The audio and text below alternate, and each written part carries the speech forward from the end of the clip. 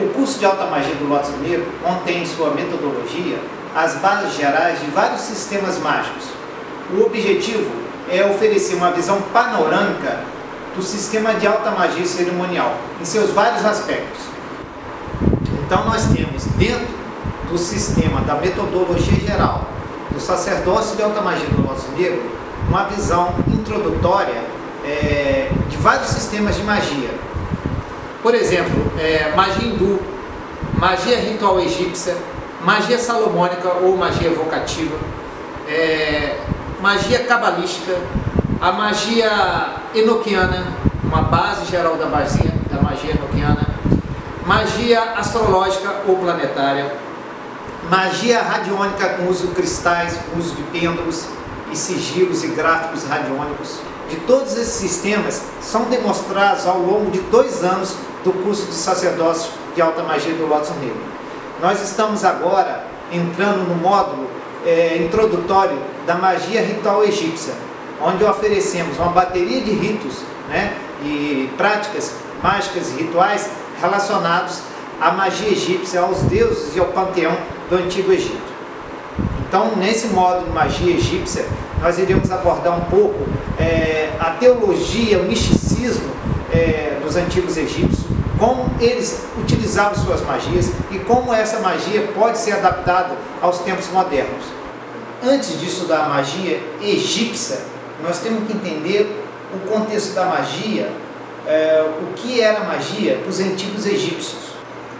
Para os antigos egípcios, a religião estava intimamente ligada à magia. Não havia religião desvinculada de magia, nem magia desvinculada de religião. Era uma coisa só. Aliás, esse conceito de religião, como nós entendemos, como um culto, separado da vida cotidiana, algo espiritual e longe da parte mundana, não existia para os egípcios, já que para eles a religião estava imersa em tudo. Tudo era mágico, tudo era religioso. Nem a ideia, o nome religião não existia. Existia uma vida espiritual, uma vida religiosa, vamos dizer assim. Então, arquitetura, arte, medicina, construção, tudo estava ligado à magia e à religião. A sexualidade, o dia a dia, tudo era mágico. Nada era necessariamente mundano. Então, a arte, a arquitetura, a medicina, política, estavam, digamos assim, repletos de elementos ou de crenças religiosas. Os egípcios, eles não separavam a religião da vida cotidiana, do dia a dia deles. A antiga religião egípcia, ela era, digamos, intrincada. Ela assemelha a religiões monoteístas modernas, como o islamismo, como o cristianismo e o judaísmo, ao propor a crença num Deus único, o Criador. Mas ela também era semelhante às religiões pagãs antigas, porque ela propunha também a adoração a vários deuses, a vários néteres. São o termo néteres, ou néter, Deus, e néteres, deuses, tem sido interpretado como Deus, deusa. Na verdade são princípios cósmicos, essências divinas. E eles propunham a crença em vários néteres, essências divinas de um mesmo Deus, de um mesmo princípio único criador. Essa crença egípcia que convivia o politeísmo e o monoteísmo lado a lado, hoje em dia é chamado por alguns estudiosos como monolatrismo, uma união de monoteísmo com politeísmo. Evidências arqueológicas apontam que já na quinta dinastia o politeísmo e o monoteísmo já conviviam lado a lado. De fato, a religião egípcia foi considerada politeísta por muito tempo, mas as pesquisas modernas apontam e questionam essa classificação de politeísmo, monoteísmo, visto que os epistólogos consideram que a antiga religião egípcia existia, na verdade, um único Deus supremo que assumia múltiplas faces, múltiplos néteres, deuses, Então, esse único Deus se manifestava através de diversas divindades ou diversas facetas do mesmo Deus. Assim, o monolatrismo, ele é uma forma especial de politeísmo, não deixa de ser, tendo uma estrutura de muitos deuses. No entanto, ele permite a compreensão de que todos os deuses têm a mesma origem, a mesma fonte divina. ou seja, o monolatrismo tem a visão de uma divindade suprema que é a origem de toda a vida, que é a origem de todos os deuses e deusas de toda a humanidade, de todo o universo. Então, essa visão de que a religião egípcia antiga era uma religião puramente politeísta, de adoração de vários deuses múltiplos, e errada. Isso é uma visão, inclusive, arcaica, já superada pelas pesquisas arqueológicas de pelo menos 50 anos para cá. Já faz mais de 100 anos, eu acredito, pelo que eu conheço, que os arqueólogos estudiosos têm essa compreensão que a religião egípcia era muito complexa para ser definida simplesmente como politeísmo ou monoteísmo. Ela tinha uma visão que une e transcende ambas. Aliás, essa visão da religião egípcia antiga como uma religião monolatrista, que abarca tanto o politeísmo, a crença em vários deuses, como o monoteísmo, a crença no único Deus criador, é a mesma visão que os hindus têm hoje de sua religião, da religião hindu moderna, atual, né? Ambas as religiões professam a mesma crença, que existe um princípio único, supremo e transcendente a tudo, e que desse princípio transcendente emana todo o universo, todos os deuses, todas as deusas, e essa visão é a mesma, né? Não muda em nada, a não ser o nome dos deuses. Então a religião egípcia antiga se aproxima mais, hoje em dia, do hinduísmo moderno, da religião hindu, que permaneceu inalterável ao longo dos milênios, né? Mudou muito pouca coisa do brahmanismo para o hinduísmo moderno. Essa a visão toda de que todos os deuses e deusas são princípios, emanações de uma mesma força suprema, que eles chamam lá de Brahma, mas que no Egito Antigo mudava de acordo com a localidade e até eventos políticos. No Antigo Egito, esse Deus Criador Supremo, Criador de todos, de tudo, de todos, pode ser algumas vezes chamado de Ra. Em outras regiões ele é chamado de Amon, e em outras de Ptah. Isso varia de acordo com o culto e que é professado nas diversas regiões do Egito, né? Então, não existia um só panteão de deuses, existiam vários panteões de deuses, e as tríades divinas mudavam. Em Heliópolis, por exemplo, a tríade divina era Ísis, era Osíris, Ísis e Horus. E em Tebas, a tríade divina criadora, era Amon, o oculto, era Concho, e era Mut, a deusa abutre. E em outros lugares era Ptah e Sekhmet e Socares. Então, essa visão de criadora, né? Quem é o Deus principal criador, não era uma regra final e absoluta.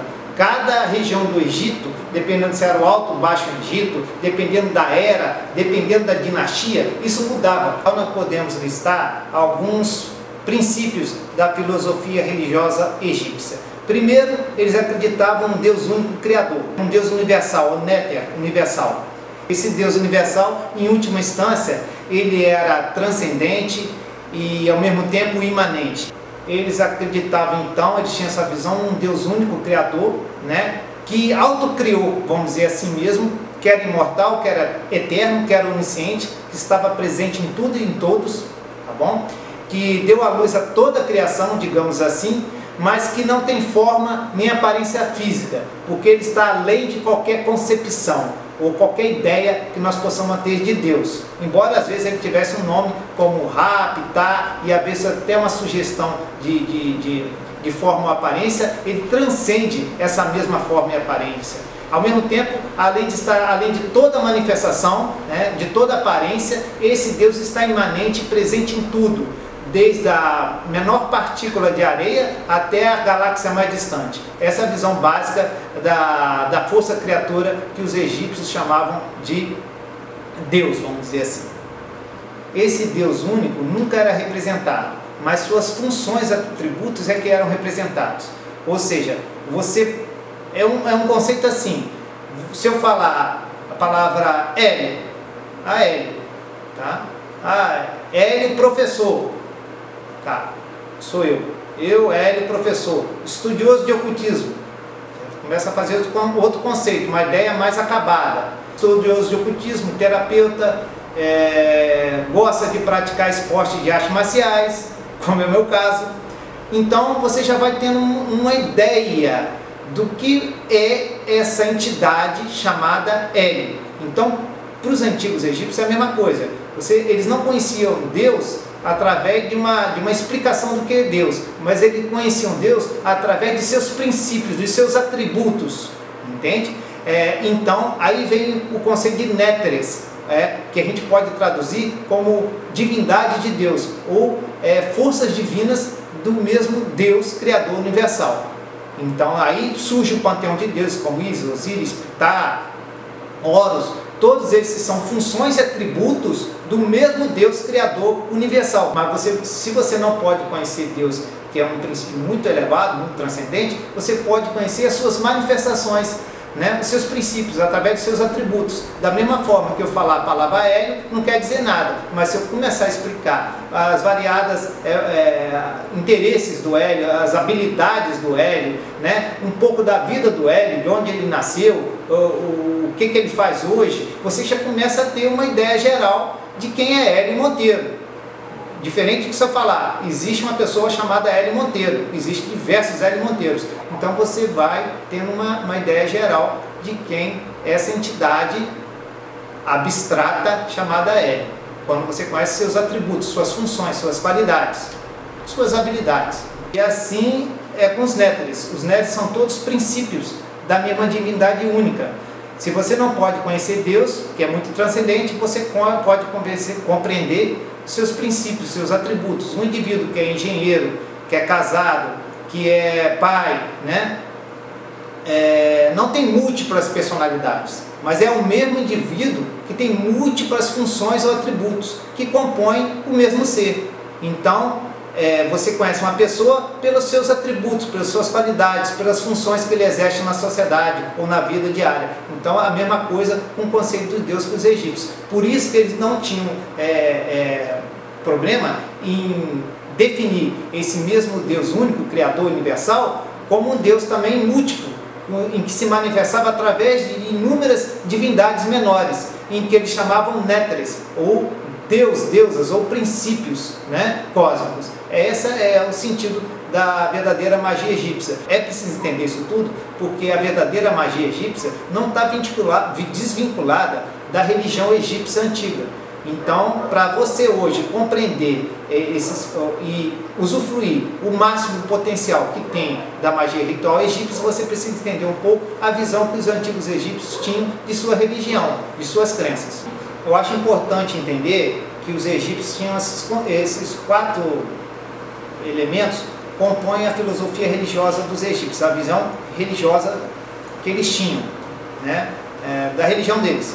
Então, primeiro, a visão de que os deuses, todos os deuses, são emanações, são princípios do mesmo Deus universal, do mesmo Deus único Criador, tá? Que se manifesta de diversas formas e que pode ser adorado de diversas formas, dependendo do culto, dependendo da região, da época, né? Porque existia mais de um Deus Criador ao longo da história do Egito. Outra, a visão de que todos os deuses, deusas, todos os néteres, né? Os princípios arquetípicos, digamos assim, está dentro de nós. Ou seja, por exemplo, dentro de nós está Horus, dentro de nós está Osíris, dentro de nós está Ra, né? Existe até uma oração egípcia em que ele identifica todas as partes do corpo dele, inclusive olhos, cabeça, orelhas, a um deus em particular. Então, por exemplo, os olhos são de Horus, né? Os pés são de Ptah, e o estômago é não sei o que. Existe uma oração que eles fazem, que o orador, né? O invocante, se identifica com todos os deuses do panteão egípcio. É interessante que eles concebiam os deuses como princípios cósmicos, existiam no universo, mas também eram emanações deles próprios, existiam neles também. Inclusive os egípcios antigos, em suas invocações, eles exortavam seus deuses, né? Eles falavam, em nome de Deus tal, eu invoco Deus Y, né? Venha e me obedeça, porque quem fala não sou eu falo através do Deus X. Então, por exemplo, eles invocavam um Deus menor através de um Deus maior, né? Era muito comum isso, eles evocavam mesmo, às vezes até mesmo, digamos assim, de certa maneira, obrigando Deus a comparecer, visto que eles se entendiam com autoridade para comandar seus deuses, pelo menos sacerdotes. É interessante essa visão. Outra, eles tinham a visão de que a vida é eterna e que não pode ser destruída, né? Que a vida mantém uma renovação constante, ou seja, essa é a visão também do paganismo, em que a vida é cíclica, a vida nunca acaba, você morre e renasce, tal qual o sol morre no oeste e renasce no outro dia a leste. Então essa visão de que eles identificavam assim mesmo a consciência deles, né, como um sol, né, sempre eterno, né, que desce ao submundo, se transforma em Osíris e renasce a leste novamente como sol, é interessante, porque eles viam a existência como um ciclo contínuo de morte e renascimento, como morte e renascimento. Eles tinham uma visão de que existia também uma ordem cósmica que rege o universo. Essa ordem cósmica é sempre perene, sempre existe, né? Os hindus chamam essa ordem cósmica de Dharma, né? Missão, ou ordem, ou lei da vida. E os egípcios chamavam essa ordem cósmica de Ma'at, né? A deusa da verdade e da justiça. Então, existia essa visão de que o universo todo, tudo que acontece no universo, pertence a uma ordem universal, uma ordem pré-existente, e que nada acontece por acaso fora dessa ordem cósmica, né? Tudo que acontece é como tem que acontecer. E ao mesmo tempo os egípcios acreditavam que você poderia, dentro dessa ordem cósmica, exercer algumas mudanças, modificações, desde que estivesse dentro da lei maior, desde que não fugisse ou não quebrasse a ordem cósmica do universo. É interessante que eles tinham um livre-arbítrio, eles entendiam que eles tinham um livre-arbítrio, mas que esse livre-arbítrio estava condicionado a uma lei ou ordem maior, que rege todo o universo.